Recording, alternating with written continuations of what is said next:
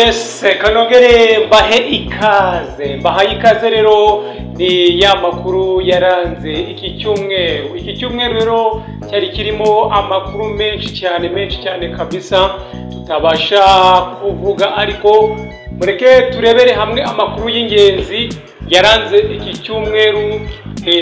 Aya makuru niyo y'ingenzi rero tugiye gushingiraho. Inkuru nyamukuru ni inkuru y'itorwa rya papa mushyashya. Rero uyu ni papa wiswe Leo wa 14. Uyu rero niwe wasimbuye papa Francis wari umaze iminsi atabarutse, aho rero wamusimbuye yiswe papa Leo wa 14. Uyu rero papa Leo wa 14 amazina ye wundi nyakuri yitwa Roberto Francis Prevost.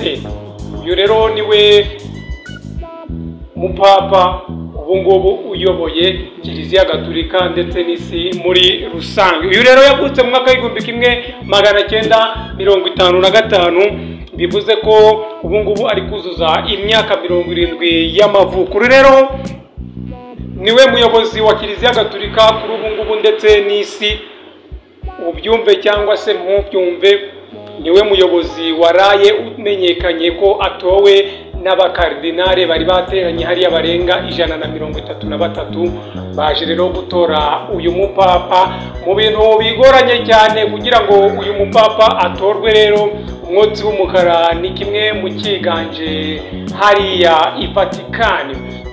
Umwotsi w'umukara rero wagaragaye inshuro ebyiri, aho umwotsi w'umukara rero ugaragaye babigaragaza ko burya papa rero ubwo atagitowe, bigasaba ko amatorwa yongera agasubirwamo. Umwotsi w'umukara rero wagaragaye inshuro ebyiri, ubwo bari bategereje kugaragara k'umwotsi w'umweru. Uyu mupapa rero watowe, uyu papa Leo wa 14, uyu rero reka mbabwire amwe mu mateka ye. Uyu mugabo azwiho cyane. Uyu rero papa Francis niwe wasize amushyizeho mu mwaka w'2023, nibwo yamugize kardinale uyu mugabo Roberto. Uyu rero bimwe mu byo wamumenyaho kuri papa Leo wa 14, uyu rero ni umwaka 2025 abaye papa, bikaba bivugwa ko ari nabwo bwa mbere muri hariya muri Amerika habonetse cyangwa se havuye umupapa uyobora isi muri rusange. Rero uyu mupapa hari bimwe byagaragaye byo utamenye ariko ugomba kumenyera. Bimwe rero mu bimenyetso cyangwa se bimwe mu byagaragajwe bye uyu mupapa yihariyemo mu ntangiriro z'umwaka 2025, papa Francis rero yamugize umwe mu bakardinale bakomeye bafite ipeti rikuru cyane. Rero byagaragaje ko uyu mupapa burya papa Francis yari yaramutoye mbere, ariko wowe ntiwabimenya, n'abandi bakardinale bakaba babimenye. Ibi ni bimwe rero muri gukwirakwiza ko aya matora ataba yanyuze mu mucyo. Ni ibihuha biri kugenda bivugwa hanze ku mbuga nkoranyambaga, aho bari kuvuga ko aya matora ataba yanyuze mu mucyo. Ni ijambo ry'ibanze rero uyu mugabo Leo wa 14 yavuze. Uyu rero yavuze kuri papa Francis ko ari inshuro ya kabiri ubwo yari mu bari bayoboye hariya i Vatican. Rero uyu rero yavuye muri Amerika atazi ko azatorwa, ariko byinshi biri kugenda biravuga ko papa Francis ashobora kuba yarasize abwiye abakardinale ko uyu mugabo ari we uzatorwa, abishingira igiti kabisa, abihagararaho ko azakubibabwira, dore ko ari nayo mpamvu rero yatoye Trump. Rero Trump ni umwe mu bagabo, uyu mugabo utumvikana rero nawe, kuko uyu mugabo watowe nawe ahamanya amahame na papa Francis barajyana kabisa, dore ko Papa Francis rero n'uyu Leo ni bamwe mu bantu batumvaga uko Trump afata abimukira binjira muri Leta Zunze Ubumwe za Amerika. Ni bimwe rero mu byo wamenya ku matora yaraye abaye, aho yasize yimitse rero Papa Leo wa 14. Uyu rero akaba ari we Papa w'isi muri rusange, akaba rero na Papa wa Kiliziya Gatolika. Izindi nkuru rero nyamukuru, inkuru nyamukuru yindi rero turaganiraho ni umugabo Twahirwa Moses. Uyu rero Twahirwa Moses nawe amaze kuva mu rukiko mu kanya kabisa, aho amaze gukatirwa iminsi 30 y'agateganyo kubera icyaha akurikiranyweho cyo gutunga no kunywa rero no kunywa urumogi cyangwa se gukoresha ibiyobyabwenge. Urukiko rero rwasanze uyu mugabo washinze inzu y'imideri ya Motionless impamvu rero yatanze zituma akwiye rero gukurikiranwa ari hanze nta shingiro rifite. Ubwo bahitamo kumuha igihano cy'iminsi 30 rero y'agateganyo kugira ngo babe bakurikirana dosiye ye neza. Andi makuru rero wamenya, urukiko rw'ibanze mu Kanyantena rumaze kurekura rero umugabo witwa Ntarinda Erasme. Uyu rero ni meya w'akarere ka Nyanza warukirukiranyweho rero ibyaha byinshi, harimo icyaha cyo gusiga umugore we akajya mu bandi bagore. Uyu rero ngira ngo mu minsi ishize cyane mwagiye mubyumva ko yagiye ajya kundi mugore, hari umugore bari baramureze. Iki kirego rero cyari cyatanzwe n'umugore we, aho yarimo amurega uriya mugore rero. Ubwo rero bigaragaye ko umugore noneho we yisubiyeho aza gutanga ibaruwa ku bugenzacyaha asabira umugabo we imbabazi.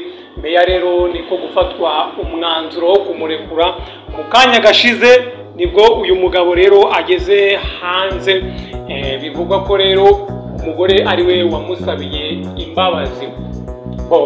Iyindi nkuru rero ni indirimbo nshyashya ya Chris Easy ndetse na The Ben na Kevin Kade. Iyi ndirimbo rero harimo hihanangirizwa abantu benshi ku mbuga nkoranyambaga, bagenda bayitambaza bayikorera amashusho agiye atandukanye. Gusa mu bintu bimwe byagiye bigarukwaho, biravugwa ko iyi ndirimbo itari yakorerwa amashusho rero video official ntabwo yari yajya hanze, ahubwo audio niyo iri hanze. Rero nayo ushaka kuyireba wayisanga kuri platform ya Chris Easy. Uyu rero niwe wayaploadinze, nayo ikaba ari audio gusa. Ugiye ku mbuga nkoranyambaga wahasanga amavideo menshi amwe bari kugenda bakoresheje AI. Ni bimwe rero mu byagiye bivugisha bari abahanzi batatu, aho bagiye bavuga ati abantu bari kudukorera ibintu bibi, nabo nituza kubaripotinga ati bihangane. Rero niwo uburirwa kugira ngo ureke kwica igihangano cy'undi muntu, ko bo baravuga ko video batari bayishyira hanze. Iyi ndirimbo rero ni indi ndirimbo iri guhangana niya Diamond ndetse na Bruce Melody, mu ndirimbo nshyashya nazo zitegura kujya hanze zigatwika.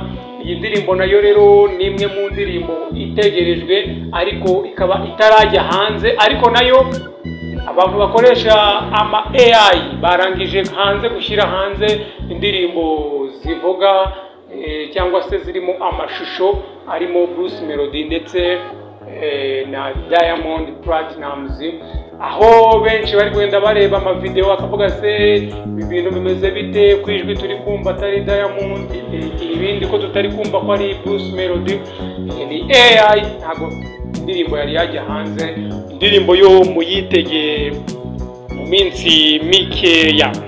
Uyu rero undi tugiye kujyaho ni umukobwa uri kubica bigacika. Rero uyu ni umukobwa rero waje kuba avuga amagambo akomeye.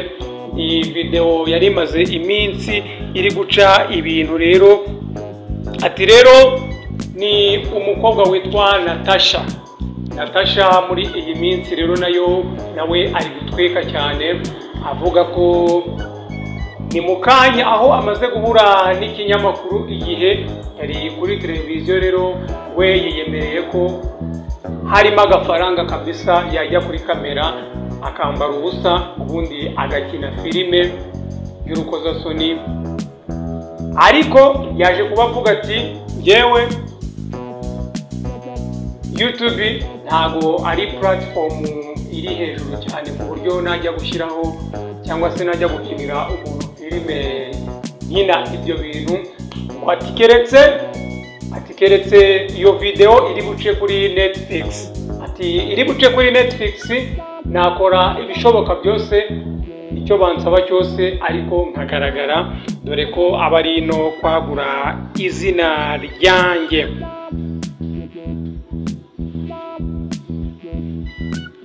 Tugarutse rero ku muhanzi The Ben ndetse na Chris Easy, ni bimwe rero mu bigiye hanze mu kanya n'amashusho yari yarahishwe bari kumwe na Makanyaga Abdul, aho iriya ndirimbo rero yagaragayemo amagambo arimo Makanyaga Abdul mu ndirimbo ye, n'amagambo bagiye bakura mu ndirimbo ye. Uyu rero The Ben yaje kuba avuga ku mbuga ze zitandukanye, avuga ko iyi ndirimbo n'aya magambo bakuye mu ndirimbo za Makanyaga babifitiye uburenganzira, ndetse baza kugaragaza amashusho bari kumwe na Makanyaga Abdul. Ubwo rero Makanyaga Abdul bigaragara ko yabemereye ko bakoresha izi ndirimbo cyangwa se aya magambo yo mu ndirimbo ze.